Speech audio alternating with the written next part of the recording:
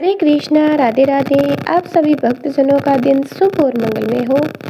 आज हम करेंगे पुरुषोत्तम मास का 10वां अध्याय।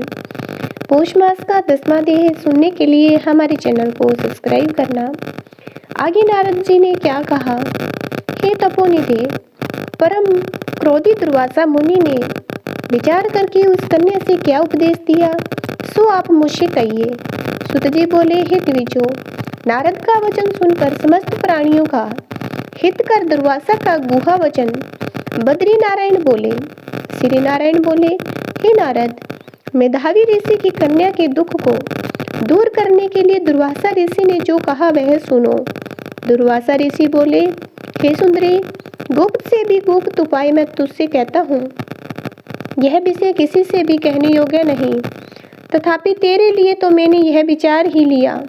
मैं विस्तार पूर्वक न कहकर तुझसे संक्षेप में कहता हूँ। हे सौभाग्य, इस मास से तीसरा मास जो आवेगा वह पुरुषोत्तम मास है। इस मास में तीर्थ में स्नान कर मनुष्य भ्रूण हत्या से भी छूट जाता है। हे सुंदरी, कार्तिक आदि बराह मासों में इस पुरुषोत्तम मास के बराबर कोई मास नहीं। जितने मास तथा पक्ष और पर्व है वे सब पुरुषोत्तम मास की 16वीं कला के बराबर भी नहीं। वेदों उक्त साधन और जो परम पद प्राप्ति के साधन है वे भी इस मास की 16वीं कला के बराबर नहीं। 12,000 वर्ष गंगा स्नान करने से जो फल मिलता है और सिंहस्थ गुरु में गोदावरी पर एक बार स्नान करने से जो फल मिलता है, हे सुंदरी, वही फल पुरुषोत्तम मास में किसी भी तीर्थ पर एक बार स्नान करने मात्र से मिल जाता है। हे बाले, यह मास श्री कृष्ण का अत्यंत प्यारा है और नाम से ही यह भगवान का स्मारक है। इस मास में पुरुषोत्तम भगवान की सेवा पूजा करने से समस्त कामनाएं सिद्ध होती है। अतः इस पुरुषोत्तम मास का तुम शीघ्र व्रत कर पुरुषोत्तम भगवान की तरह प्रसन्नता पूर्वक मैंने इस मास की सेवा की है। एक समय क्रोध में मैंने अम्बरीश राजा को भस्म करने के लिए अर्थकृत्या भेजी थी। सो हे बाले, तब हरि ने जलता हुआ सुदर्शन चक्कर मुझको ही भस्म करने के लिए उसी समय मेरे पास भेजा। तब पुरुषोत्तम मास के प्रभाव से ही वह चक्कर हट गया। हे सुंदरी, वह चक्कर त्रिलोक्य को भस्म करने का सामर्थ्य रखने वाला जब मेरे पास आकर खाली चला गया तब मुझे बड़ा विस्मय हुआ। इसलिए हे सौभाग्य, तू श्री पुरुषोत्तम मास का व्रत कर। इस प्रकार मुनि की कन्या को कहकर दुर्वासा ऋषि ने विराम किया। श्री कृष्ण जी बोले, हे राजन, दुर्वासा का वचन सुन। बाहों की प्रबलता के कारण असूया से प्रेरित वह कन्या मृक्तावंश दुर्वासा से बोली। बाला बोली, हे ब्राह्मण, हे मुनि, आपने जो कहा वह मुझे रुचता नहीं। माघ आदि मास कैसे कुछ भी फल देने वाले नहीं हैं। कार्तिक मास कम है क्या, ऐसा आप कैसे कहते हैं? सो कहिए। विशाख माघ सेवित हुआ क्या इच्छित कामों को नहीं देता? सदाशिवादि से लेकर सब देवता सेवा करने पर क्या फल नहीं देते हैं? अथवा पृथ्वी पर प्रत्येक देव, सूर्य और जगत की माता देवी क्या सब कामनाओं को देने वाली नहीं है?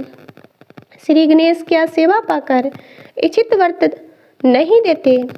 बतिपात आदि योगों और सर्व आदि देवताओं को भी सबको उल्लंघन करके पुरुषोत्तम मास की प्रशंसा करते, क्या आपको लज्जा नहीं आती?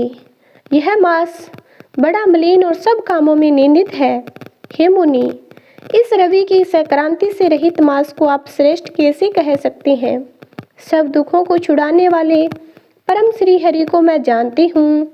हे देव, दिन रात श्री हरि का चिंतन करती मैं जानकी पति राम और पार्वती पति शंकर के सिवाय और किसी को नहीं देखती हूँ।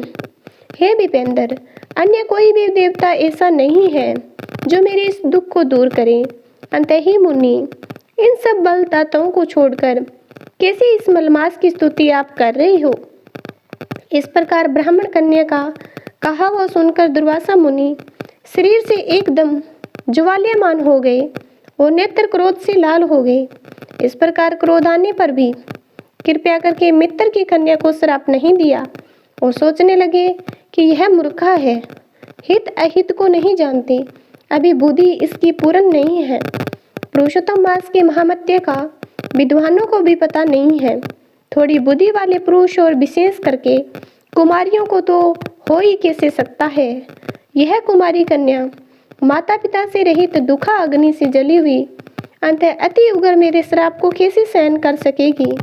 इस प्रकार सोचकर कृपया से मन में उठे क्रोध को शांत किया और स्वस्थ होकर दुर्वासा मुनि उस अति विहल कन्या से बोले। दुर्वासा बोले, हे मित्र पुत्री, तेरे ऊपर मेरा कुछ भी क्रोध नहीं। हे निर्भाग्य, जो तेरे मन में आवे वैसा ही कर। हे बाले, और कुछ भविष्य कहता हूँ, सुन। पुरुषोत्तम मास का जो तूने अनादर किया उसका फल तुझे अवश्य मिलेगा, इस जन्म में मिले अथवा दूसरे जन्म में मिले। अब मैं नर नारायण के आश्रम में जाऊंगा। तेरा पिता मेरा मित्र था, इसलिए मैंने श्राप नहीं दिया। तो बाल भाव के कारण अपने शुभ अशुभ तथा अहित अहित नहीं जानती। शुभ अशुभ भविष्य की कोई टाल नहीं सकता। अच्छा, हमारा बहुत समय व्यतीत हो गया, अब हम जाते हैं, तेरा कल्याण हो। श्री कृष्ण बोले। ऐसा कहकर महाक्रोधी दुर्वासा मुनि शीघ्र चले गए। दुर्वासा ऋषि के जाते ही पुरुषोत्तम की अपेक्षा करने के कारण कन्या निष्प्रभा हो गई। बहुत देर तक कन्या ने सोच विचार कर यह निश्चय किया कि देवताओं के भी देवता, तत्काल फल देने वाले पार्वती पति शिव की तप द्वारा आराधना करूंगी। हे निरिप, मेधावी ऋषि की कन्या ने मन से इस प्रकार निश्चय करके अपने आश्रम में ही रहकर भगवान शंकर के कठिन तप करने के लिए तत्पर हो गई। सुत जी बोले, बहुत फलों के दाता लक्ष्मीपति को और वैसे ही सावित्रीपति ब्रह्मा को छोड़कर एवं दुर्वासा के प्रबल वचन की निंदा कर वह ऋषि कन्या अपने आश्रम में अंधक को मारने वाले शंकर की सेवा के लिए तत्पर हो गई। आगे उस कन्या ने क्या किया, आगे वाले अध्याय में करेंगे। अब इसी चैनल को आप सब्सक्राइब करके एक प्यारा सा कमेंट जरूर करना।